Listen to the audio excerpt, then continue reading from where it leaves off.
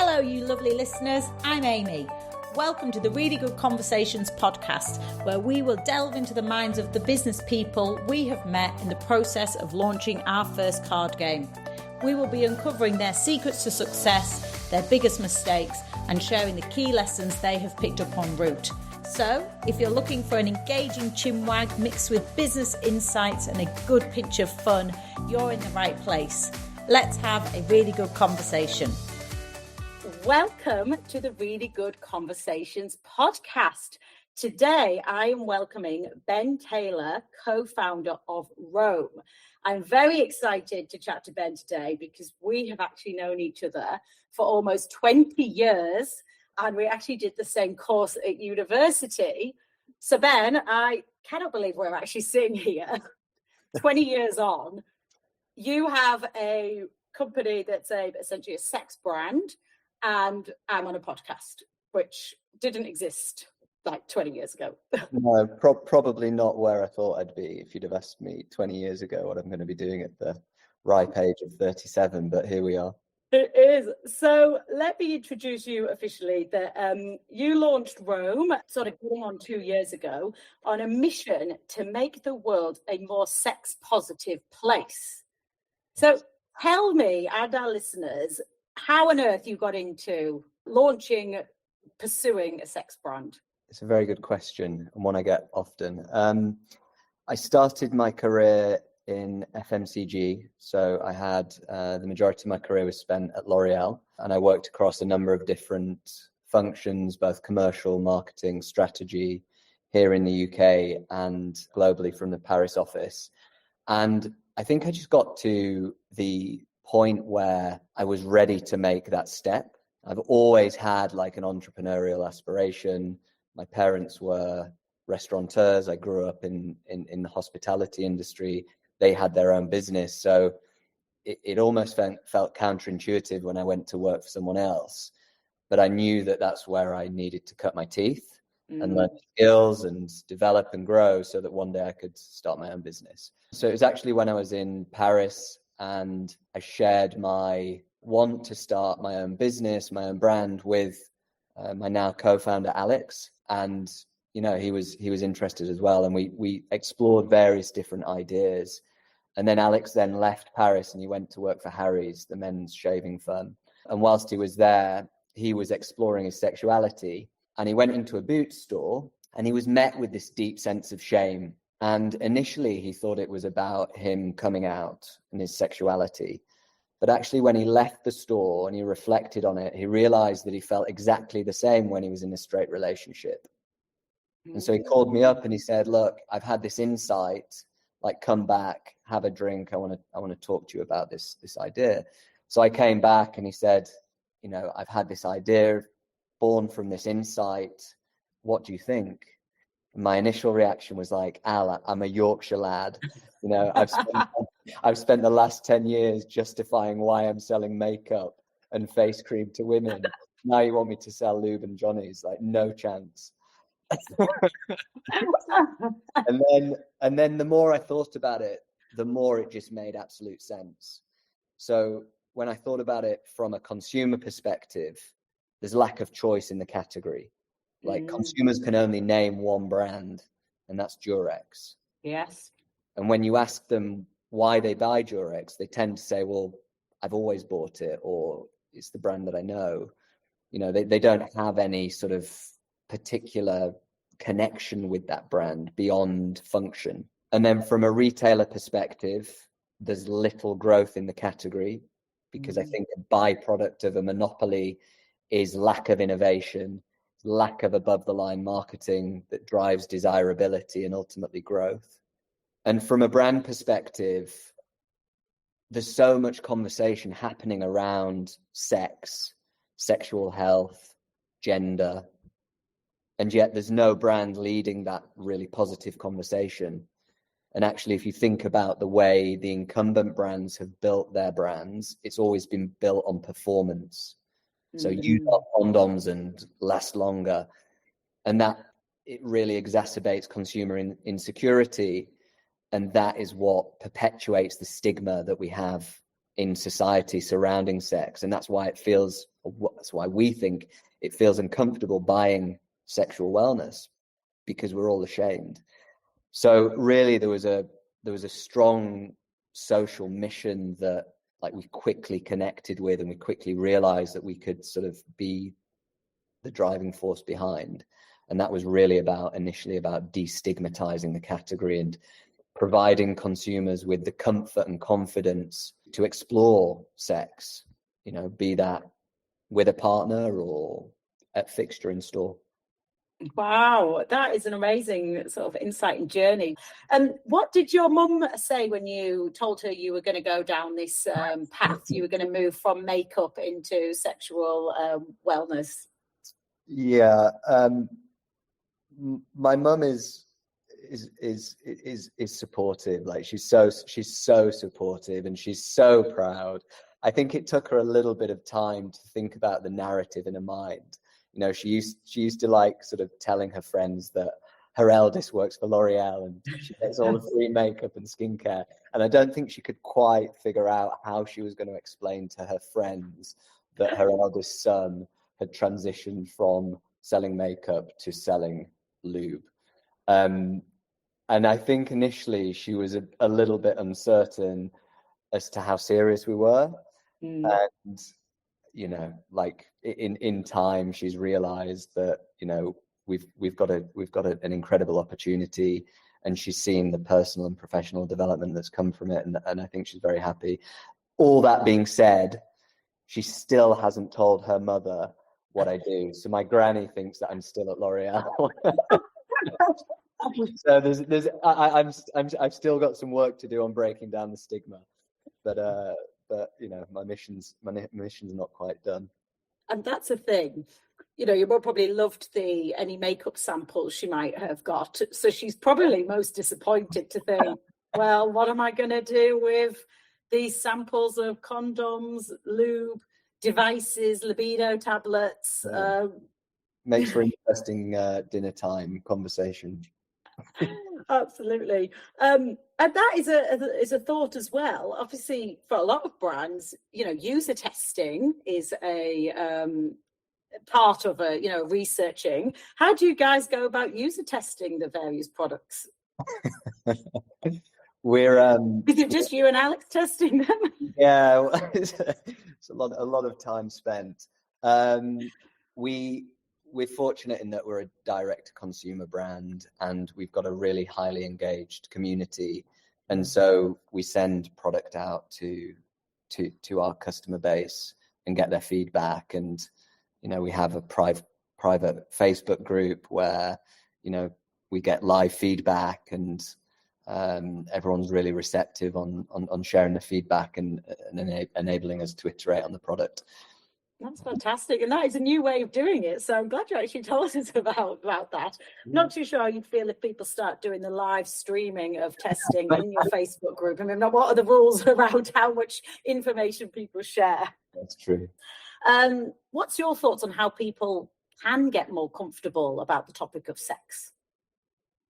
I think there's a lot to unpack there.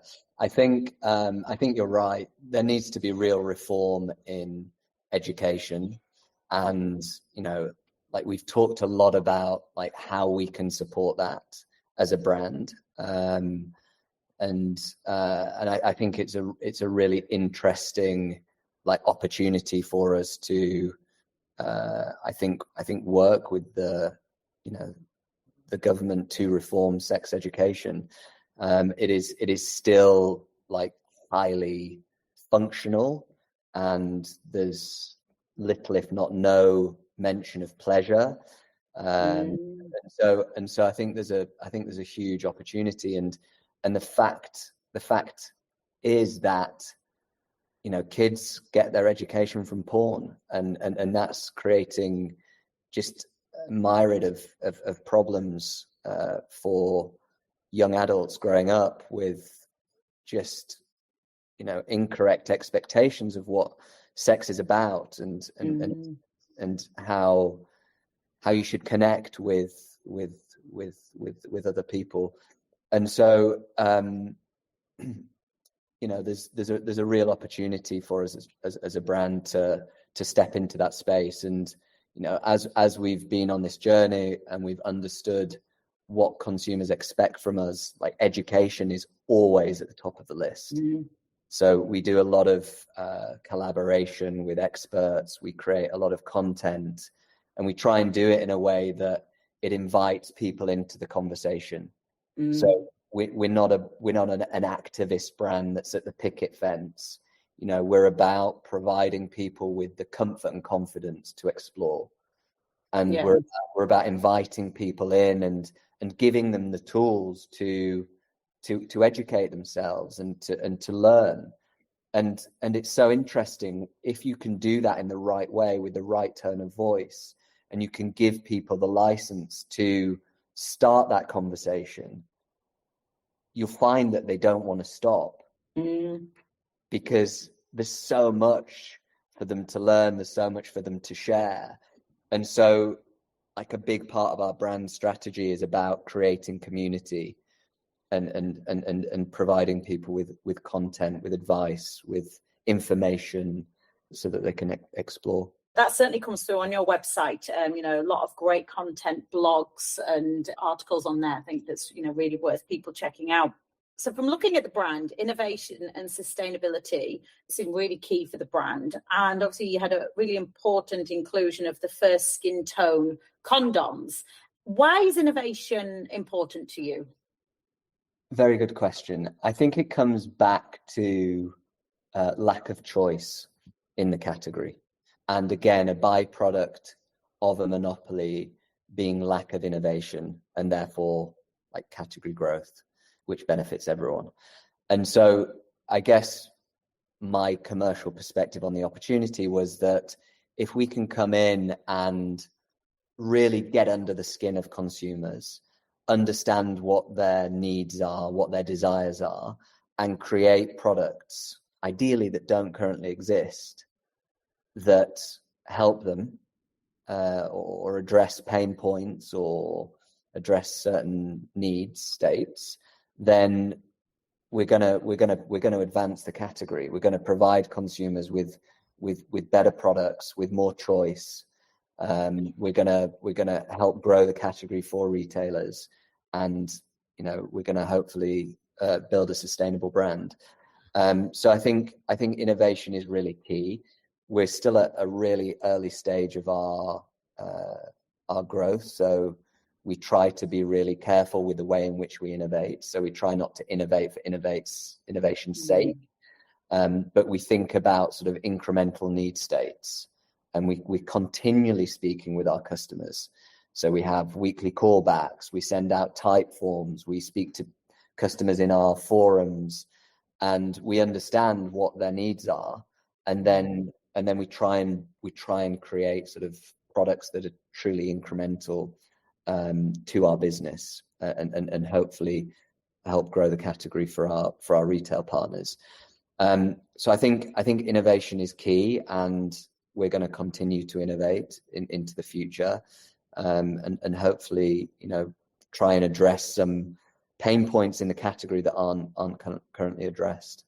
And when we talk about sustainability, which is, has been a hot topic for a couple of years now, but how much more complexities does being sustainable, aiming to be sustainable, actually make for the business?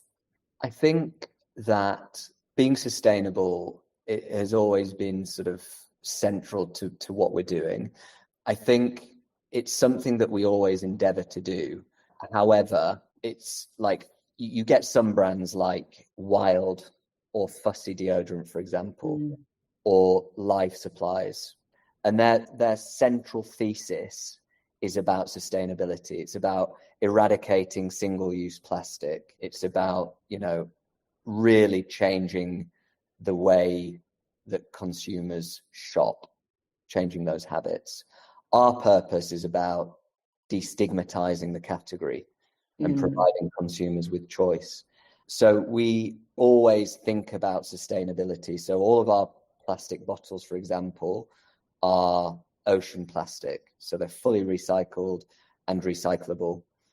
All of our card, again, is fully recycled and recyclable. We source our rubber from sustainable sources, so Regenerative Rubber Initiative and fair trade rubber. And so it's always front of mind, and we'll always endeavor to be more sustainable. Even our condom, the primary foil of the condom is 40% less plastic than every other condom packet that you'll find in the UK. So we always try and sort of do what's right for our consumers and what's right for the planet. Of course, it adds complexity and it adds cost, but we believe it's the right thing to do. And, we believe that our consumer is important enough for our customers, and they're subsequently willing to pay more for a product that is good for the environment. Yeah, and that's really the thing, that some customers can forget that to put these sustainable measures in place with the packaging or even the physical product that something is made out often will cost more.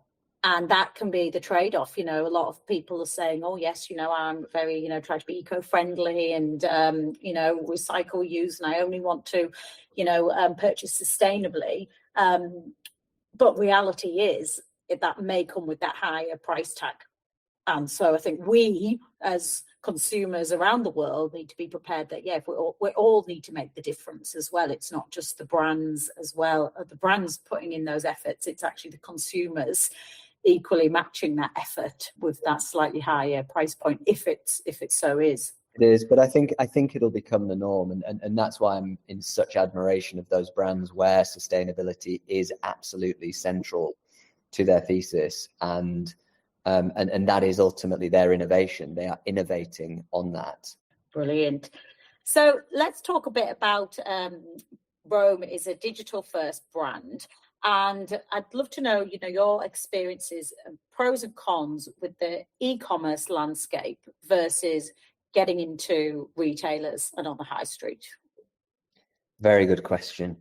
My background is traditional FMCG. So when I started this brand, I was starting a direct-to-consumer digital brand. So it was whilst it was still in the consumer product space, it was an entirely new model that I was pursuing, and I was super excited about building a direct-to-consumer brand, predominantly because you have that direct relationship with the customer. You're selling direct to your customers, and you're getting direct feedback from your customers. You're constantly building data that enables you to personalize your communications and the product in time, and there's intrinsic value in that. It's a very, very different model to a traditional retail model, and there is an opportunity, if you can get the fundamentals right, if you can get the unit economics right, there's an incredible opportunity to scale a brand direct to consumer in a really, really efficient way. But there are certain things, global, macroeconomic considerations with it, which are making it harder. So the restriction on data impacting the cost of acquiring customers digitally through things like Facebook or Google. And so you really need to work hard on ensuring that the economics make sense, and that the lifetime value that you're getting from a customer far outweighs the cost of acquiring that customer, and that's absolutely fundamental. With Rome, we started direct to consumer, and we tested a condom subscription model, and then we quickly realized that not everyone wants condoms on subscription. And actually, when we stepped back and we thought about all the different usage occasions, we realized that actually there's lots of different shopping occasions. Some people are buying condoms as a planned purchase because they use condoms as their primary form of contraception on a regular basis, and therefore maybe a condom subscription makes sense. Other people need to pick up a packet of condoms from their local grocery store like immediately. Impulsive, they've got to be. Impulse. So we realized then that availability was really key, and therefore we needed to increase our distribution. But we wanted to do that in a really considered way, because we are still very early stage, and when you start adding different channels to your business, it adds complexity, it adds cost. And so we wanted to be really structured and careful in the way in which we built that out. So we started direct to consumer with a subscription business. Then we went to a more standard e-com model where people could purchase one-off. And then we launched in Amazon in October this time last year. And that has proven to be incremental. There's so much search is happening on Amazon. It's a channel you can't really ignore. And more recently, we've been fortunate enough to partner with Boots. So we launched our skin tone condoms, which was a world first innovation, into Boots in April, and we're really excited to be launching into Superdrug and Sainsburys later this month. Wonderful. That is impressive, especially for sort of just two years in. There's a huge range of product innovation you've been doing, building that audience and taking it to store. And I think what's really great is by you starting that direct consumer journey, as you've said earlier, you're building a brand and creating the brand with the consumers, and then taking it to retail. So exactly. if you almost had done it the other way around, you potentially would be, going into retail, without as much of that consumer input. Exactly. And that always was the intention. It was about really sort of really having that direct conversation with our customers, and then taking that consumer insight to our retail partners to say, look, this is our consumer base, and this is the incremental consumer that we can bring to your business. These are their needs. This is therefore the portfolio of products that we've created, and we want to help you to grow this category and have a more holistic offering. And so it's come a little bit sooner than we anticipated. I thought that we'd develop the business direct to consumer for a longer period of time, but the opportunity came around, and I feel really grateful to be listed in three of the UK's largest health and beauty retailers at such an early stage. We only launched at the beginning of last year, and I'm super excited. I'm also very cognizant that we're still at the early stage, and we've still got a lot of feedback to get from our customers, and we still want to iterate on the product, and we still want to innovate, but we'll be doing that in partnership with Superdrug, Sainsburys and Boots. So super excited. What a journey. Now this as well, for some people listening, this can all sound quite too good to be true as well in, a relatively short space of time.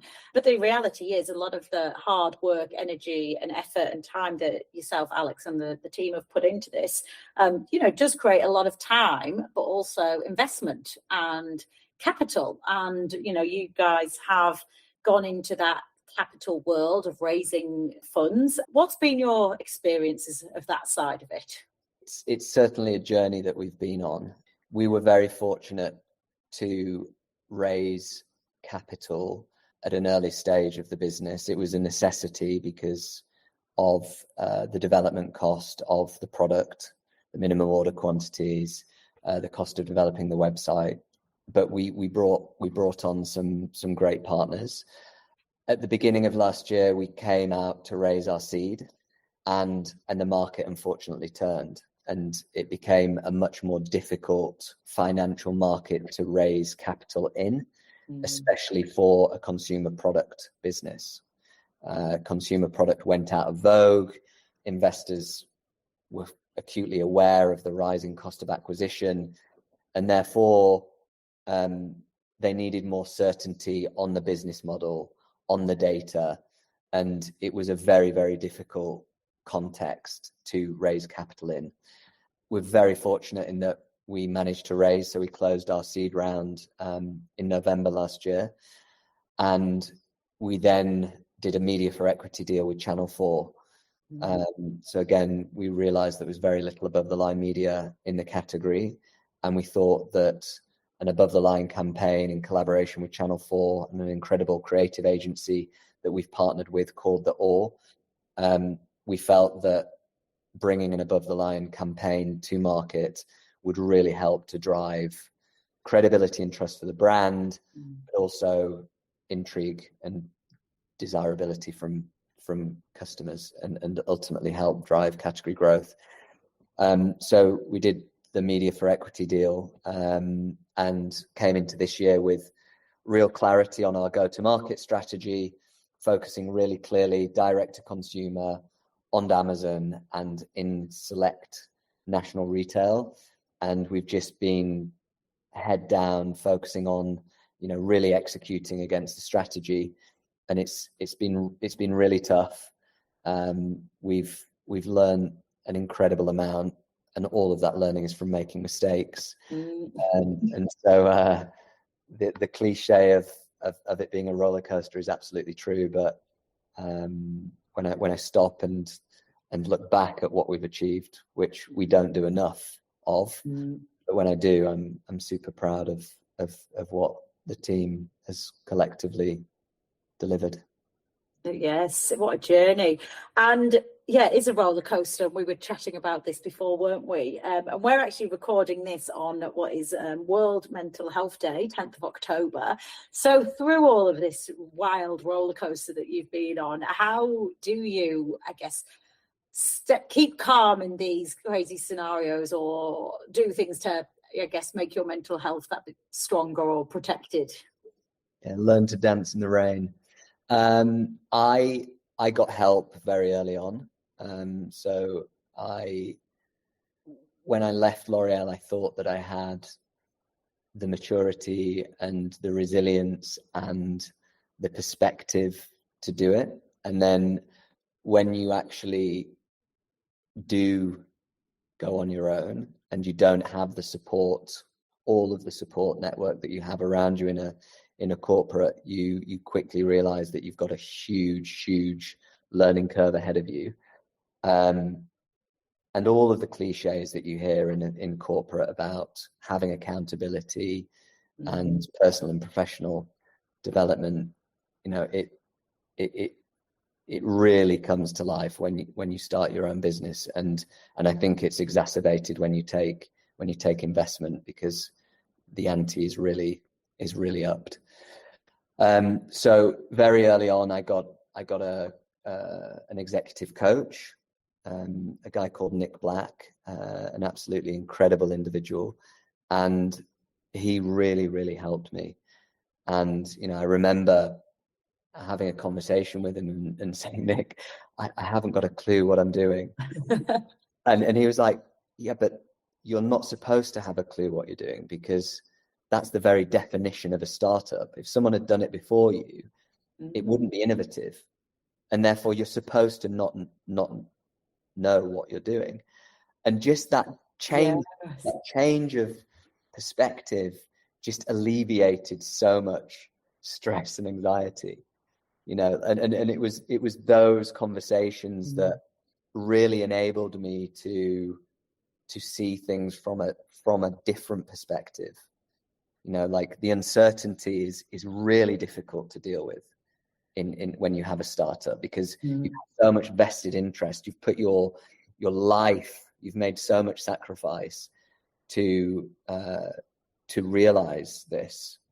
And 10% of startups succeed at the first stage, and then of that 10% succeed at the second stage.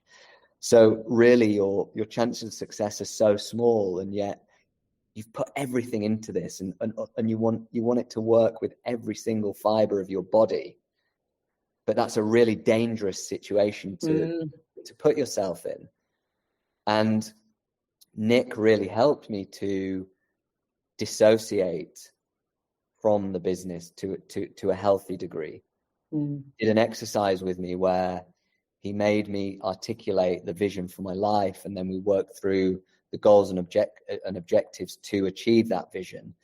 And when I stepped back, he said, look, of the 4 goals, how many of them are entirely dependent on the success of the business?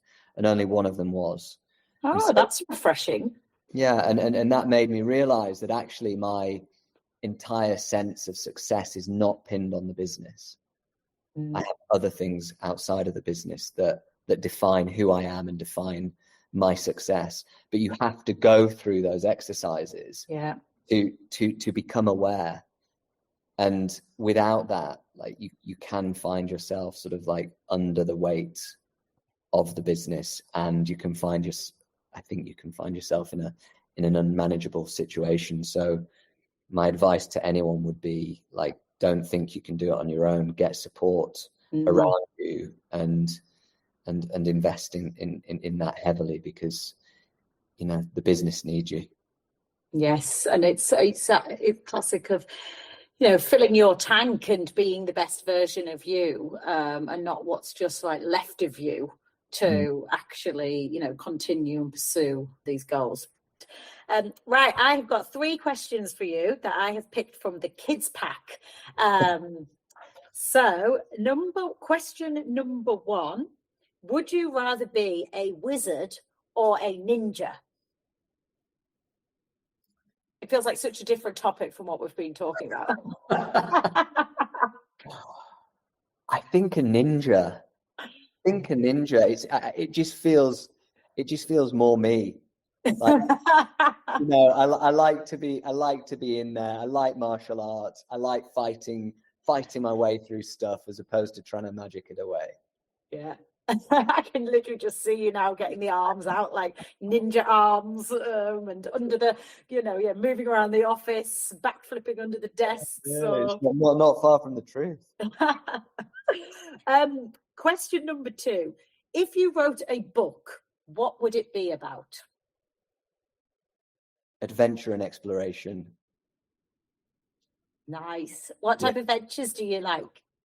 I just see life as one big adventure, and it's about personal development and growth and, becoming more aware of who you are and the impact that you have on the world and, where your efforts are best placed. And yeah, I think it's got to be about that. Brilliant. And I definitely resonate with that. We've been talking a lot about adventure on our side. And yeah, I have to say, life is one big adventure, and it's to keep having the businesses being part of that. The business is an adventure in its own right. And it's, if it was easy, it would be boring. So these crazy challenges is actually part of this crazy adventure. Yeah. And a question that I ask all of our guests, if you could ask any person, dead or alive, a question, who would it be and what would you ask them?